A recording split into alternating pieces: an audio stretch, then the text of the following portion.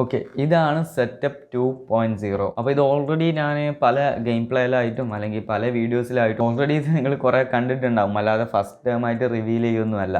അപ്പോൾ ഇതിൻ്റെ കൂടുതൽ ഡീറ്റെയിൽസ് നോക്കണ്ടേ, എത്ര രൂപയായി, അതുപോലെ തന്നെ ഏതൊക്കെ പാർട്സ് ആൻഡ് പെരിഫറൽസ് ആണ് യൂസ് ചെയ്യുന്നത്. പി സിയുടെ സ്പെക്കൊക്കെ ഞാൻ മിക്ക നമ്മുടെ ലൈവ് സ്ട്രീമിലും ഗെയിം പ്ലേ വീഡിയോകളിലെല്ലാം ഡിസ്ക്രിപ്ഷനിൽ കൊടുക്കാറുണ്ട്. അപ്പോൾ അതിൻ്റെ ഇൻഡെപ്ത് ആയിട്ടുള്ള ഡീറ്റെയിൽസും അതുപോലെ തന്നെ അപ്ഗ്രേഡ് പ്ലാൻസും അതുപോലെ തന്നെ കറണ്ട് ബില്ല് ഭയങ്കരമായിട്ട് കൂടുതൽ വരുന്നുണ്ടോ, അങ്ങനെ കുറേ അധികം ആളുകൾ ചോദിച്ച കുറേ കോമൺ ക്വസ്റ്റ്യൻസ് ഉണ്ട്. അപ്പോൾ അത് എല്ലാം പി സി റിലേറ്റഡ് ആയിട്ടുള്ള എല്ലാ സംഭവവും ഞാൻ ഈ ഒരു വീഡിയോയിലൂടെ കംപ്ലീറ്റ്ലി തീർത്ത് തരുന്നുണ്ടാവും. അപ്പോൾ നമുക്ക് സെറ്റപ്പ് 2.0 നോക്കണ്ടേ. അതിന് മുന്നേ ചാനൽ സബ്സ്ക്രൈബ് ചെയ്തിട്ടില്ല എന്നുണ്ടെങ്കിൽ സബ്സ്ക്രൈബ് ചെയ്യാൻ മറക്കണ്ട. അപ്പോൾ ആദ്യം തന്നെ ടേബിളിൽ എന്തൊക്കെയുണ്ട് നോക്കുന്നതിന് മുന്നേ ടേബിൾ ഏതാ നോക്കണ്ടേ. അപ്പോൾ ഇതൊരു കസ്റ്റം മെയ്ഡ് ടേബിളാണ്. കേബിൾ മാനേജ്മെൻറ്റിനും അതുപോലെ തന്നെ അതിനൊക്കെ ഓൾറെഡി പ്രീ പ്ലാൻ ചെയ്ത ആശാരിനെ കൊണ്ട് ബിൽഡ് ചെയ്തെടുപ്പിച്ചതാണ്. അപ്പോൾ ഒരു 3D മോഡൽ ഞാൻ ജസ്റ്റ് ഒന്ന് ഇങ്ങനെ ചെയ്ത് കൊടുത്ത് പുള്ളിക്ക് കാണിച്ചു കൊടുത്തു, എങ്ങനെയാണ് വരേണ്ടത്, ഇന്ന സാധനം വേണമെന്നൊക്കെ. അപ്പോൾ പുള്ളി അതിന് അനുസരിച്ച് ക്രിയേറ്റ് ചെയ്ത് എടുത്താണ്. അപ്പോൾ ഇതിന് കോസ്റ്റ് ഏകദേശം ഒരു 9,000 രൂപയൊക്കെ അടുത്തെങ്ങാണ്ട് വന്നു. ഫുള്ള് ഫ്ലൈവുഡാണ്. അതുപോലെ തന്നെ അതിൻ്റെ മുകളിൽ ഇതുപോലത്തെ ഒരു വൈറ്റ് സംഭവം കിട്ടുന്നത്. ഗ്ലോസി ഉണ്ട്, മാറ്റും ഉണ്ട്. ഗ്ലോസി ആയി കഴിഞ്ഞാൽ വീഡിയോ എടുക്കുമ്പോൾ ഭയങ്കര തെളിഞ്ഞിരിക്കും. അതുപോലെ തന്നെ ലൈറ്റ് റിഫ്ലക്ഷനും കാര്യങ്ങളൊക്കെ സീനാണ്. അപ്പോൾ അതുകൊണ്ടാണ് ഞാൻ മാറ്റ് എടുത്തത്. അപ്പോൾ ഇതിന് കേബിൾ മാനേജ്മെൻറ്റിന് ഞാൻ ചെയ്തത് എന്താണെന്ന് വെച്ച് കഴിഞ്ഞാൽ ഇതുപോലത്തെ ഒരു സംഭവം ക്രിയേറ്റ് ചെയ്തു. അതായത് ഈ ഡോട്ടിൽ സംഭവത്തിൻ്റെ അടിയിൽ നിന്ന് കുറച്ച് ഇതുപോലത്തെ ഒരു സംഭവം ക്രിയേറ്റ് ചെയ്തു. ഓക്കെ, ഇതിൻ്റെ 3D മോഡൽ വേണമെങ്കിൽ ഞാൻ കാണിച്ചു തരാം ഇടയ്ക്ക്. എന്നിട്ട് ഇതിൽ വരുന്ന വയറ് കാര്യങ്ങളെല്ലാം ഇതിലൂടെ പാസ് ചെയ്തിട്ട് ഇതിൽ കൂടെ റൗട്ട് ചെയ്തെടുക്കാൻ പറ്റും. അതുപോലെ തന്നെ പവർ കണക്ഷനായിട്ട് അടിയിൽ ഇതുപോലത്തെ ഒരു എക്സ്റ്റൻഷനും കൊടുത്തു. ഇതിപ്പോൾ ഒരു ലോക്കൽ എക്സ്റ്റൻഷനാണ്. നിങ്ങൾ കുറച്ചുകൂടെ നല്ലൊരു എക്സ്റ്റൻഷൻ വാങ്ങും. പക്ഷേ ഇത് എർത്തും കാര്യങ്ങളൊക്കെ എല്ലാം കുഴപ്പമില്ലാത്തൊരു എക്സ്റ്റൻഷനാണ്. ഇത് ഉടനെ മാറ്റണം. ഒരു ബൾക്കിൻ്റെ ഒന്ന് ഞാൻ നോക്കി വെച്ചിട്ടുണ്ട്, അപ്പോൾ അതിലോട്ട് മാറണം. ഇനിയിപ്പോൾ വയർ റൗട്ട് ചെയ്യാനായിട്ട് ഇടയ്ക്കിടയ്ക്ക് ഇങ്ങനെ അടിയിൽ 2-3 ഹോൾ ഇട്ട് വെച്ചിട്ടുണ്ട്. അതുകൊണ്ട് തന്നെ കേബിൾ മാനേജ്മെൻറ്റ് നല്ല പക്കയായിട്ട് ഇവിടെ മാനേജ് ചെയ്യാൻ പറ്റിയിട്ടുണ്ട്. പക്ഷേ ഒന്നും ചെയ്യാൻ പറ്റൂല, ഇത് ഇങ്ങനെ തന്നെ കിടക്കും. കാരണം ഇത് അതുപോലെ തന്നെ കീബോർഡിൻ്റെത് ഈ സംഭവങ്ങളൊക്കെ അല്ലെങ്കിൽ പിന്നെ മൊത്തം വയർലെസ് യൂസ് ചെയ്യണം. അപ്പോൾ വയർലെസ് എനിക്ക് അത്ര വലിയ ഇഷ്ടമല്ല, മാത്രമല്ല നല്ല എക്സ്പെൻസീവുമാണ്. കാരണം ഈ ഒരു മൗസിൻ്റെ വയർലെസ്സിന് ഏകദേശം 10,000 കണ്ട് വരുന്നുണ്ട്. അപ്പോൾ അത്രത്തോളം എക്സ്പെൻസീവായിട്ട് വലിയ താല്പര്യമില്ല. ഓക്കെ, അതുകൊണ്ടാണ് ഇത് തന്നെ കീപ്പ് ചെയ്തത്. അതുപോലെ തന്നെ സ്റ്റോറേജ് സ്പേസും ഇതിൽ കീപ്പ് ചെയ്തിട്ടുണ്ട്. ഓരോ ഡ്രോയറും ഇതിലുള്ള കാര്യങ്ങളൊന്നും ശ്രദ്ധിക്കണ്ട. അതുപോലെ 2 കമ്പാർട്ട്മെൻറ്റാക്കി ഞാൻ ക്രിയേറ്റ് ചെയ്തിട്ടുണ്ട്. അതാകുമ്പോൾ പെൻ ഡ്രൈവ് ഇങ്ങനത്തെ ചെറിയ ചെറിയ സംഭവങ്ങളൊക്കെ നമുക്ക് ഇവിടെ കീപ്പ് ചെയ്യാൻ പറ്റും. അപ്പോൾ അങ്ങനെ ഒരു ഡ്രോയറും അതുപോലെ തന്നെ ഇതുപോലത്തെ ഒരു സ്റ്റോറേജ് സ്പേസും. അപ്പോൾ ഇത് കുറച്ച് വലിപ്പം കുറഞ്ഞു പോയി. ഇത് ബിൽഡ് ചെയ്ത് എടുത്തിട്ടാണ് പിന്നെയാണ് കുറച്ചുകൂടെ വലിപ്പം വേണം എന്ന് തോന്നിയത്. കാരണം ഇപ്പോഴത്തെ ലെവലിൽ ഇത് ഓക്കെയാണ്, വേറെ സീനൊന്നുമില്ല. പിന്നെ ഒരു ഡ്യുവൽ മോണിറ്റർ സെറ്റപ്പൊക്കെ വെക്കുന്ന സമയത്ത് ഇത് ഭയങ്കര ചെറുതായി പോകും. ആ ഒരു സമയത്ത് മേ ബി ഞാൻ ഇതുപോലത്തെ ഒരു ബോക്സ് കൂടെ സ്റ്റോറേജ് സംഭവം കൂടെ ക്രിയേറ്റ് ചെയ്തിട്ട് ഇവിടെ വെക്കും. എന്നിട്ട് ഇത് എക്സ്പാൻഡ് ചെയ്യാൻ പറ്റുമോ എന്നുള്ള കാര്യങ്ങളൊക്കെ നോക്കണം. എന്തായാലും ഉടനെ ഉണ്ടാവില്ല, എന്തായാലും ഒരു 1 ഇയറിനുള്ളിൽ maybe dual monitor setup ആക്കും. ചെയർ നോക്കുകയാണെന്നുണ്ടെങ്കിൽ ഒരു നോർമൽ ഓഫീസ് ചെയറാണ്. അപ്പോൾ ഞാൻ CoolerMasterൻ്റെ ഇതായിരുന്നു പ്ലാൻ ചെയ്തത്, CoolerMasterൻ്റെ കാലിബർ R2. പക്ഷേ അതിൻ്റെ റേറ്റ് നല്ല രീതിക്ക് കൂടി. 10,000-20,000 രൂപ 18,000 രൂപ എങ്ങാണ്ട് കൊടുക്കണം. അപ്പോൾ അത്രയും എമൗണ്ട് കൊടുത്തിട്ടൊരു ചെയർ സ്പെൻഡ് ചെയ്യാൻ ഞാനിത് വാങ്ങിച്ചന്ന് ഇല്ലായിരുന്നു. അപ്പോൾ അതുകൊണ്ടാണ് ഇതാക്കിയത്. ഇനി ഇത് അപ്ഗ്രേഡ് ചെയ്യുകയാണെന്നുണ്ടെങ്കിൽ മേ ബി CoolerMasterൻ്റെ കാലിബർ R2 ആയിട്ടായിരിക്കും ഞാൻ മാറ്റുന്നത്. കാരണം കുറേ നേരം ഇരിക്കുന്ന സമയത്ത് ബാക്ക് പെയിനും കാര്യങ്ങളൊക്കെ വരും. അപ്പോൾ അതുകൊണ്ടാണ് ഞാൻ സാധാ ചെയറിൽ നിന്ന് മാറ്റിയൊരു ഓഫീസ് ചെയർ ആക്കിയത്. ഇത് വലിയ മോശമില്ലാത്ത ചെയറാണ്, എല്ലാ കാര്യങ്ങളും അഡ്ജസ്റ്റ് ചെയ്യുക. ഈ ഹാം റെസ്റ്റ് മുതൽ ഇതിൻ്റെ സിറ്റിംഗ് പൊസിഷന് മൊത്തം അഡ്ജസ്റ്റ് ചെയ്യാനും കാര്യങ്ങളൊക്കെ പറ്റും. പിന്നെ ഈ ഒരു ലൈറ്റ് പി സിയുടെ സംഭവമൊന്നുമല്ല, ഇത് സ്റ്റുഡിയോയിലുള്ളൊരു ഫ്ലഡ് ലൈറ്റ് ആണ്. അപ്പോൾ അത് വീഡിയോ എടുക്കുമ്പോൾ മാത്രം ഇവിടെ കൊണ്ടുവന്ന് വെക്കും. റിമോട്ട് കൺട്രോൾഡ് ആയിട്ടുള്ള സംഭവമാണ്. ഇതിൻ്റെ ഒരു വീഡിയോ ഇട്ടിട്ടുണ്ടെന്ന് തോന്നുന്നു ഓൾറെഡി. അപ്പോൾ ഇത് പി സിയുടെ ഇതുമായിട്ട് കൂട്ടണ്ട. ഈ ഒരു ആംബിയൻ ലൈറ്റ് കണ്ടില്ലേ, ഇതെന്ന് പറയുന്ന ഒരു നോർമൽ RGB സ്ട്രിപ്പിന് ഇവിടെ ഇങ്ങനെ ഒട്ടിച്ച് വെച്ചതാണ് ഈ ഒരു ആംബിയൻ ലൈറ്റ് ആയിട്ട് കാണുന്നത്. ഇത് മാറ്റാൻ പറ്റും. ഇത് ഞാൻ സോഫ്റ്റ്വെയർ വെച്ച് മാറ്റാൻ പറ്റും നോക്കിയിരുന്നു, പക്ഷേ അത് അത്രത്തോളം റിലയബിൾ അല്ല. അതുകൊണ്ട് ഞാൻ ജസ്റ്റ് CoolerMasterൻ്റെ ഈ ഒരു കൺട്രോളർ വെച്ചിട്ട് അഡ്ജസ്റ്റ് ചെയ്തു. ഇതാവുന്ന സമയത്ത് നമുക്ക് ലൈറ്റ് പല രീതിയിലുള്ള മോഡ് സെലക്ട് ചെയ്യാനും അതുപോലെ തന്നെ ബ്രൈറ്റ്നെസ് കൺട്രോൾ ചെയ്യാനും അതുപോലെ തന്നെ ഇതിൻ്റെ കളർ പല രീതിയിൽ മാറ്റാനും ഈ ഒരു സംഭവം യൂസ് ചെയ്തിട്ട് പറ്റും. അതുപോലെ തന്നെ ഇവിടെ ഒരു സ്മിച്ച് എന്ന് പറയുന്ന ഒരു ബ്രാൻഡിൻ്റെ ഒരു സ്മാർട്ട് ബൾബും ഉണ്ട്. ഇത് നമുക്ക് കംപ്ലീറ്റ്ലി ആപ്പോ അല്ലെങ്കിൽ വോയിസ് അസിസ്റ്റൻ്റ് ഒക്കെ യൂസ് ചെയ്തിട്ട് ഇതിനെ കൺട്രോൾ ചെയ്യാനും പറ്റും. അപ്പോൾ ഇതാണ് എക്സ്ട്രാ പി സിയുടെ RGB അല്ലാതെ എക്സ്ട്രാ ഞാൻ കൊടുത്ത ആംബിയൻറ്റിന് വേണ്ടി കൊടുത്ത RGB ലൈറ്റും കാര്യങ്ങളും.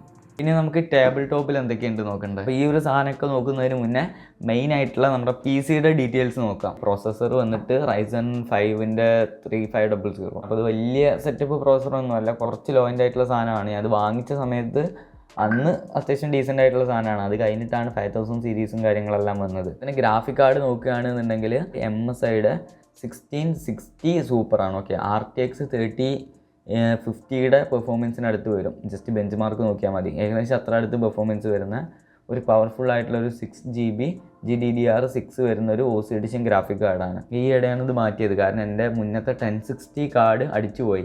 അതിൻ്റെ ഒരു വീഡിയോ ഡെഡിക്കേറ്റഡ് ആയിട്ടുള്ള ഒരു വീഡിയോ എടുത്തിട്ടുണ്ട്, യൂസ്ഡ് ഗ്രാഫിക് കാർഡ് എടുക്കരുത് എന്നൊക്കെ പറഞ്ഞിട്ട്. യൂസ്ഡ് ഗ്രാഫിക് കാർഡ് എടുക്കരുത് എന്നല്ല, അത് നിങ്ങൾ ആ വീഡിയോ കണ്ടാൽ മതി, അപ്പോൾ കറക്റ്റ് ആയിട്ടുള്ള ഒരു ഐഡിയ കിട്ടും. ഡിസ്ക്രിപ്ഷനിൽ ലിങ്ക് കൊടുത്തിട്ടുണ്ട്. പിന്നെ മദർ ബോർഡും കാര്യങ്ങളെല്ലാം ഞാൻ സ്പെക്ക് ഇവിടെ കൊടുത്തിട്ടുണ്ട്, ഡിസ്ക്രിപ്ഷനിൽ സ്പെക്ക് കൊടുത്തിട്ടുണ്ട്. ഓക്കെ, നിങ്ങൾ ജസ്റ്റ് ഒന്ന് ചെക്ക് ചെയ്താൽ മതി. ക്യാബിനറ്റ് ആയിട്ട് യൂസ് ചെയ്തത് DEEPCOOLൻ്റെ MATREXX 50 എന്ന് പറയുന്ന ഒരു ക്യാബിനറ്റ് ആണ്.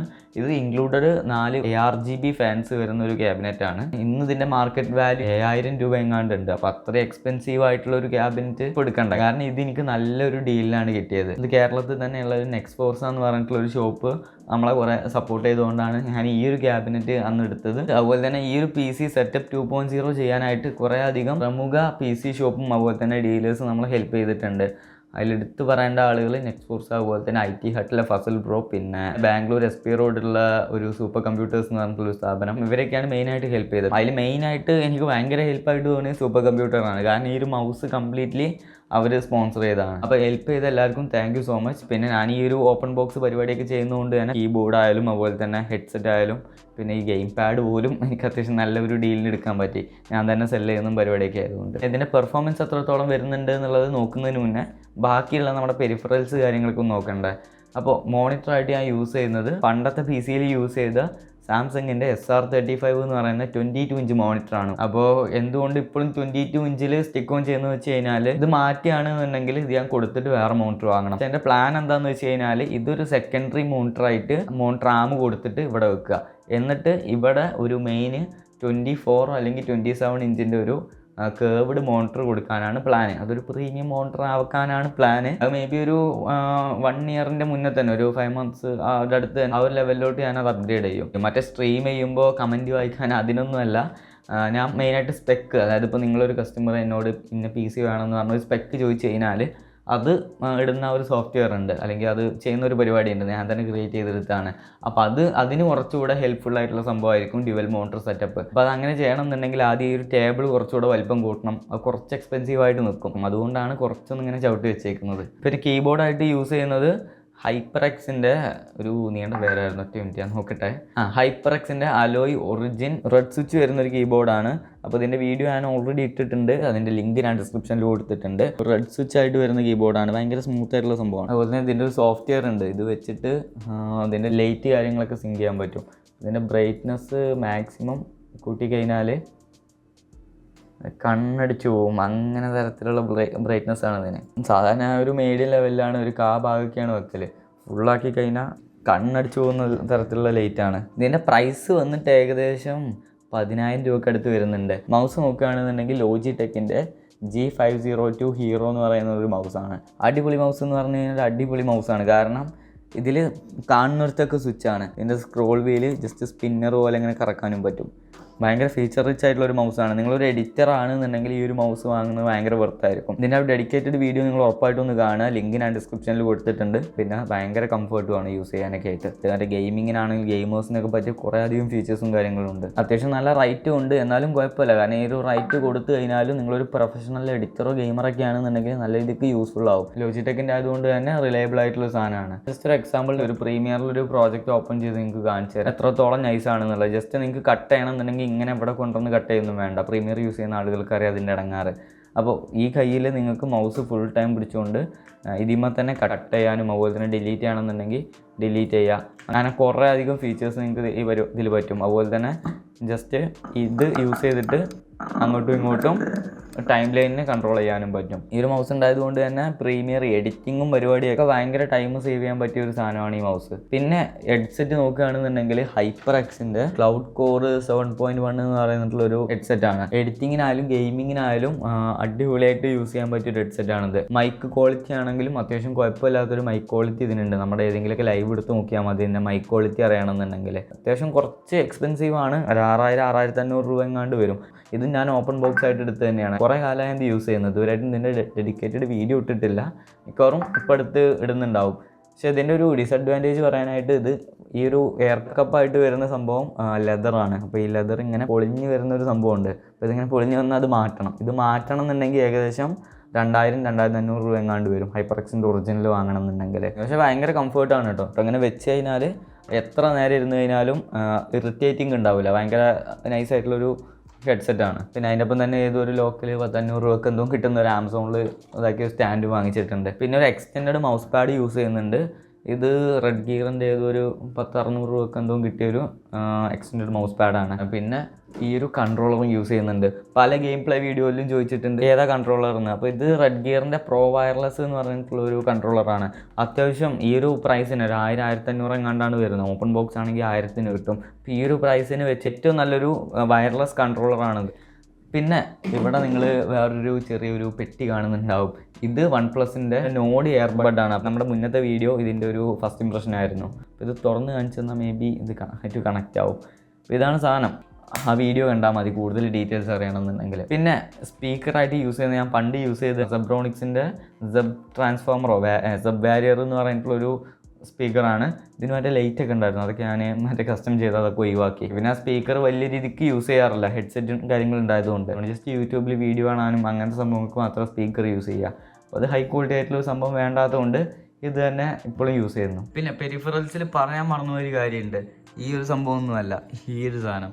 പല PC യൂസേഴ്സിനും യൂസ്ഫുൾ ആവുന്ന സാധനങ്ങളിലൊന്നാണ് ഇത്. ESR എന്ന് പറയുന്ന ഒരു ബ്രാൻഡിൻ്റെ ഒരു ചെറിയ USB പോർട്ടബിൾ ഫാനാണ്.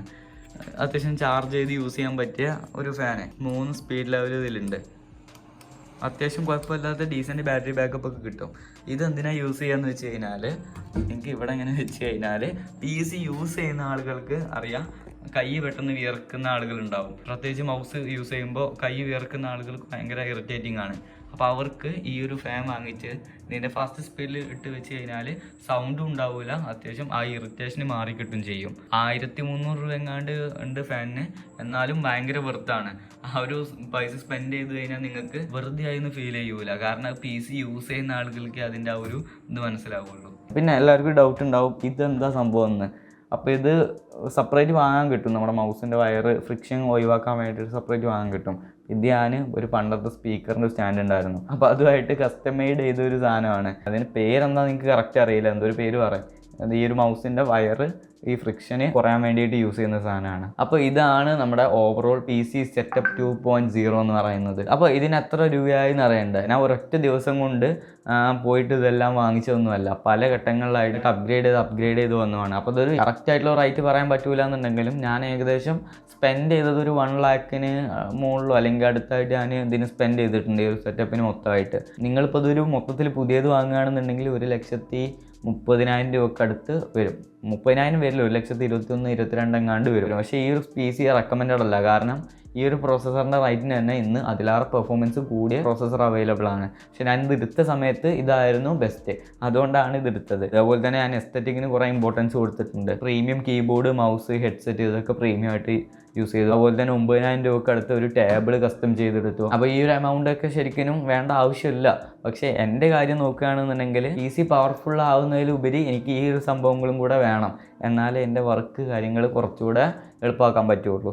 ഞാൻ മെയിനായിട്ട് ഇത് ഗെയിം കളിക്കാനൊന്നല്ല യൂസ് ചെയ്യുന്നത്. എൻ്റെ മെയിനായിട്ട് ഓഫീസ് പർപ്പസും കാര്യങ്ങളൊക്കെയാണ് ഇത് മെയിനായിട്ട് യൂസ് ചെയ്യുന്നത്. എന്നാൽ ഇടയ്ക്ക് ഗെയിമിങ്ങും സ്ട്രീമിങ്ങും കാര്യങ്ങളൊക്കെ ഉണ്ടാവും. പിന്നെ എഡിറ്റിങ്ങും ഇതിൽ തന്നെയാണ് ചെയ്യുന്നത്. അപ്പോൾ എൻ്റെ കാര്യങ്ങളൊക്കെ നടക്കുന്ന അത്യാവശ്യം ഡീസൻ്റ് ആയിട്ടുള്ള PC ആണ്. പക്ഷേ സ്ട്രീമിങ്ങിന് അത്ര പറ്റും. അതായത് 1660 സൂപ്പർ ആയതുകൊണ്ട് കുഴപ്പമില്ലാതെ നടക്കുന്നുണ്ട്. പിന്നെ AMD പ്രോസസ്സർ ആയതുകൊണ്ട് വലിയ സീനില്ലാതെ കാര്യങ്ങളൊക്കെ നടക്കുന്നുണ്ട്. ഇപ്പോൾ സ്ട്രീമിങ് ഇൻറ്റൻസീവായിട്ട് നോക്കുകയാണെന്നുണ്ടെങ്കിൽ ഇതിൻ്റെ പ്രോസസ്സർ കുറച്ചുകൂടെ കൂട്ടേണ്ടി വരും. അതുപോലെ തന്നെ ഗ്രാഫിക്സ് കാർഡ് വേണമെന്നുണ്ടെങ്കിൽ ഒരു 3070 കാർഡൊക്കെ ആക്കാം. ഇപ്പോൾ കറൻ്റ് പ്ലാനിങ് ഇല്ല. നമ്മൾ ഫസ്റ്റ് PC സെറ്റപ്പ് വീഡിയോ ഇട്ട സമയത്ത് ഓൾറെഡി പറഞ്ഞിരുന്നു ഇന്ന കാര്യങ്ങളൊക്കെ ആയിരിക്കും അപ്ഗ്രേഡ് ചെയ്യുന്നുണ്ടാവുക എന്ന്.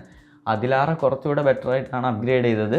അപ്പോൾ ഇനി സെറ്റപ്പ് 3.0 ഇങ്ങനെ അപ്ഗ്രേഡ് ചെയ്യാൻ പറ്റട്ടെ എന്ന് വിചാരിക്കുന്നു. അപ്പോൾ ഈ ടോട്ടൽ സെറ്റപ്പിന് കറണ്ട് ബില്ല് നല്ല രീതിക്ക് വരുമോ എന്ന് ചോദിച്ചു കഴിഞ്ഞാൽ നിങ്ങളെ യൂസേജിനെ ഡിപ്പെൻഡ് ചെയ്തിരിക്കും. ഫുൾ ടൈം ഗെയിമും കളിച്ച് നല്ല ഹെവി ടാസ്ക് PCക്ക് കൊടുത്തു കഴിഞ്ഞാൽ മേ ബി അത്യാവശ്യം നല്ല കറണ്ട് ബില്ലാവും. പക്ഷേ ഒരു നോർമൽ ഞാൻ മെയിനായിട്ട് യൂസ് ചെയ്യുന്ന മറ്റേ ഈ ക്രോം ബ്രൗസറും അതുപോലെ തന്നെ ഈ ഒരു മൈക്രോസോഫ്റ്റിൻ്റെ എഡ്ജും ഇതിൽ കുറേ ഓഫീസ് പർപ്പസ് ആയിട്ടുള്ള കാര്യങ്ങളുണ്ട്. ഇതൊക്കെയാണ് ഞാൻ മെയിനായിട്ട് യൂസ് ചെയ്യുന്നത്. അതുപോലെ തന്നെ പ്രീമിയറും യൂസ് ചെയ്യും. ഗെയിമിംഗ് ഒക്കെ എപ്പോഴെങ്കിലൊക്കെ നടത്താറുള്ളൂ. എന്നാലും സാധാരണ ഇപ്പോൾ ഒരു 1000 രൂപയാണ് സാധാരണ കറണ്ട് ബില്ല് വരാറുണ്ട് എന്നുണ്ടെങ്കിൽ PC യൂസ് ചെയ്യുകയാണെന്നുണ്ടെങ്കിൽ ഒരു 100-200 രൂപയെ വരുള്ളൂ. അത്രേ കൂടുള്ളൂ. അല്ലാതെ 2000 രൂപയൊന്നും കൂടിയിട്ടില്ല. Maybe full time game കളിച്ച് സ്ട്രീമൊക്കെ ചെയ്യുകയാണെങ്കിൽ അത്രയൊക്കെ വന്നേക്കാം. ഞാൻ മൊത്തം റൂമായിട്ടൊന്നുമല്ല കാണിച്ചത്. കാരണം ഇതൊരു ഗെയിമിംഗ് റൂമോ അല്ലെങ്കിൽ അതിന് ഫുള്ള് സെറ്റപ്പ് ആക്കിയ സംഭവമൊന്നുമല്ല. നമ്മുടെ സ്റ്റുഡിയോ വീഡിയോ വേണമെന്നുണ്ടെങ്കിൽ ഉറപ്പായിട്ടും കമൻറ്റ് ചെയ്യുക. അതിൽ കുറച്ച് അപ്ഗ്രേഡും പരിപാടിയൊക്കെ നടന്നുകൊണ്ടിരിക്കുകയാണ്. അതൊരു കാണിക്കാൻ പറ്റുന്ന ലെവലിലെത്തി കഴിഞ്ഞാൽ അല്ലെങ്കിൽ സ്റ്റേജിലെത്തി കഴിഞ്ഞാൽ ഉറപ്പായിട്ടും ഒരു സ്റ്റുഡിയോ ടൂർ വീഡിയോ ഉണ്ടാവും. അപ്പോൾ ഈ വീഡിയോ ഇഷ്ടപ്പെട്ടിട്ടുണ്ടെന്നുണ്ടെങ്കിൽ ലൈക്ക് ചെയ്യുക. പിന്നെ ടെക് കണ്ടന്റും അതുപോലെ തന്നെ PC ബിൽഡ് വീഡിയോസൊക്കെ വേണമെന്നുണ്ടെങ്കിൽ ചാനൽ സബ്സ്ക്രൈബ് ചെയ്യാൻ മറക്കണ്ട. പിന്നെ ഈ ഒരു പാർട്സിൻ്റെയൊക്കെ ഡെഡിക്കേറ്റഡ് വീഡിയോ ഇത് ഓൾറെഡി ഉണ്ടെന്നുണ്ടെങ്കിൽ അതിൻ്റെ എല്ലാ ലിങ്ക് ഞാൻ ഡിസ്ക്രിപ്ഷനിൽ കൊടുത്തിട്ടുണ്ടാവും. അപ്പോൾ ഇനി അടുത്ത നല്ലൊരു ടെക്നോളജി വീഡിയോ ആയിട്ട് കാണാം. പിന്നെ PC ബിൽഡ് ചെയ്യണമെന്നുണ്ടെങ്കിൽ എന്നെ കോൺടാക്ട് ചെയ്താൽ മതി. നമ്പർ ഞാൻ കൊടുത്തിട്ടുണ്ട്. അപ്പോൾ അടുത്ത നല്ലൊരു ടെക്നോളജി വീഡിയോ ആയിട്ട് കാണാം. ബൈ.